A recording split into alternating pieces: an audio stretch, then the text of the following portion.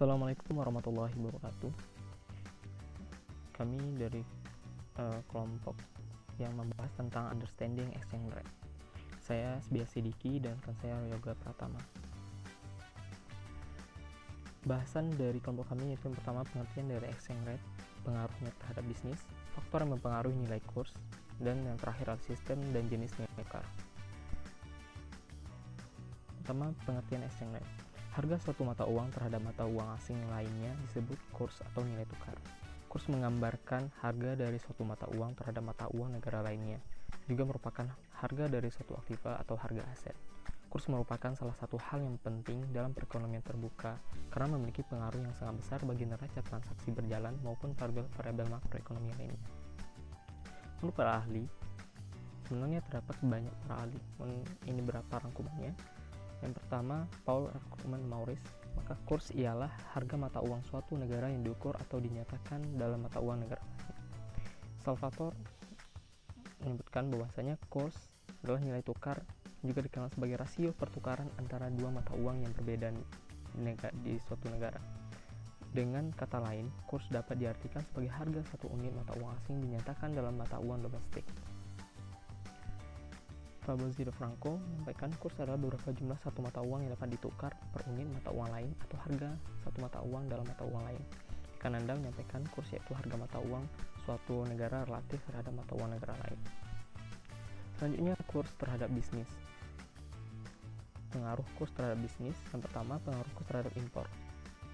Jika kita memiliki bisnis dan penjualan produk yang membutuhkan impor bahan baku dari luar negeri, tentu saja nilai tukar akan menentukan keuntungan yang akan didapatkan.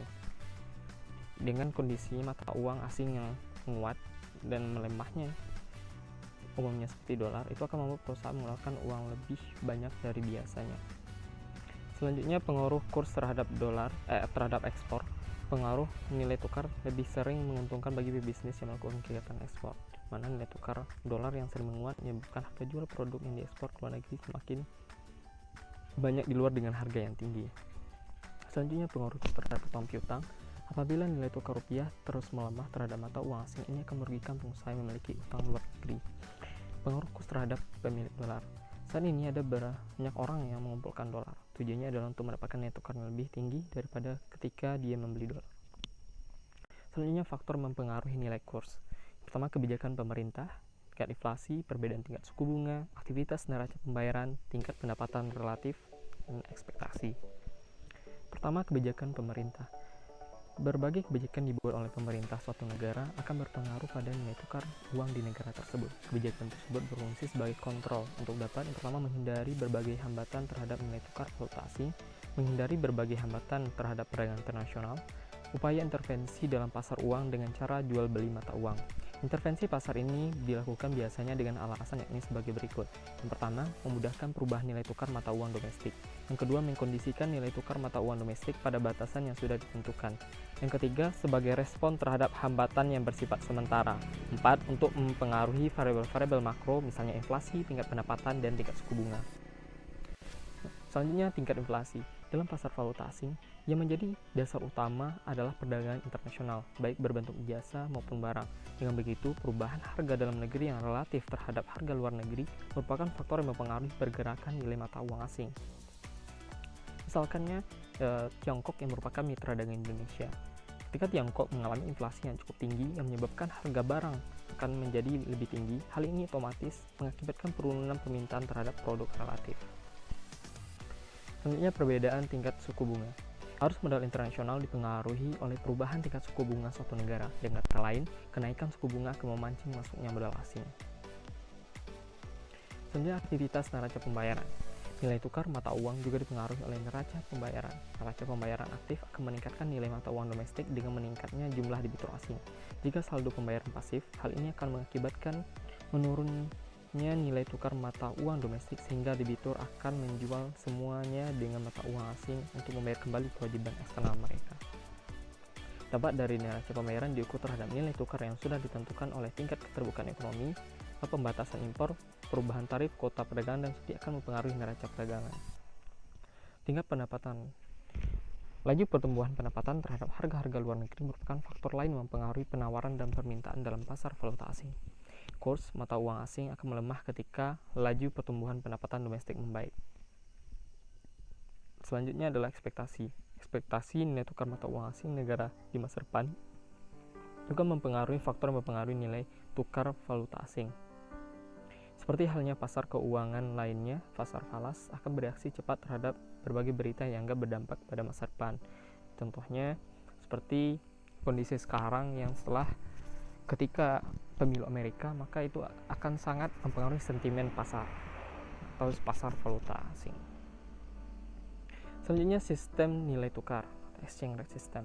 Pertama, sistem kurs floating exchange rate, pegged exchange rate, crawling pegs, basket of currencies, dan fixed exchange rate. Pertama, sistem kurs mengambang atau floating exchange rate, di mana terdapat dua, yaitu mengambang murni dan mengambang terkendali. Mengambang murni atau bebas, mengambang terkendali. Mengambang bebas atau murni berarti di mana kurs mata uang ditentukan sepenuhnya oleh mekanisme pasar tanpa ada campur tangan pemerintah. Sistem ini sering disebut clean floating exchange rate. Di dalam sistem ini cadangan devisa tidak diperlukan karena otoritas moneter tidak berupaya untuk menetapkan atau memanipulasi kurs. Mengambang terkendali, managed or dirty floating exchange rate, di mana otoritas moneter berperan aktif dalam menstabilkan kurs pada tingkat tertentu.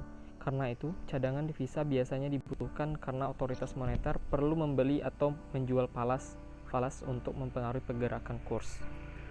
Selanjutnya, sistem kurs tertambat, pegged exchange rate.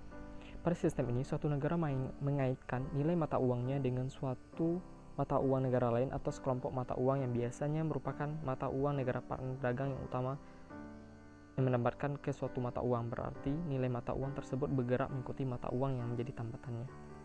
Sistem kurs tertambat merangkak, crawling peg. Dalam sistem ini, suatu negara melakukan sedikit perubahan dalam nilai mata uangnya secara periodik dengan tujuan untuk bergerak menuju nilai tertentu pada rentang waktu tertentu. Keuntungan utama sistem ini adalah suatu negara dapat mengatur penyesuaian kursnya dalam periode yang lebih lama dibandingkan sistem kurs tertambat. Lanjut, sistem sekeran mata uang atau basket of currencies. Banyak negara, terutama negara sedang berkembang, menetapkan nilai mata uangnya berdasarkan sekerannya mata uang. Keuntungan dari sistem ini adalah menawarkan stabilitas mata uang suatu negara karena pergerakan mata uang disebar dalam keranjang mata uang. Seleksi mata uang dimasukkan ke dalam banyak pilihan, dan ini seperti portofolio.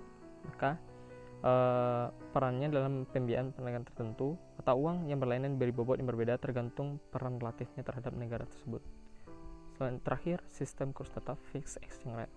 Suatu negara mengumumkan suatu kurs tertentu atas nama uangnya dan menjaga kurs ini dengan menyetujui untuk menjual dan membeli falas dalam jumlah yang tidak terbatas pada kurs tersebut. Selanjutnya, jenis-jenis kurs atau nilai tukar. Pertama, selling rate, yaitu kurs yang ditentukan oleh suatu bank untuk penjualan valuta asing tertentu pada saat tertentu. Selanjutnya, middle rate ialah kurs tengah antara buying rate, yaitu kurs yang ditentukan oleh suatu bank untuk pembelian valuta asing tertentu pada saat tertentu. Selanjutnya, middle rate ialah kurs tengah antara kurs jual dan kurs beli valuta asing terhadap mata uang nasional yang ditetapkan oleh bank sentral pada suatu saat tertentu. Dan terakhir adalah flat rate, yaitu merupakan kurs yang berlaku dalam transaksi jual beli banknotes dan travel check, di mana dalam kurs tersebut sudah diperhitungkan promosi dan biaya-biaya lainnya. Baiklah, itu presentasi dari kami. Mohon maaf jika ada kesalahan kekurangan. Billahi taufiq hidayah. Salam.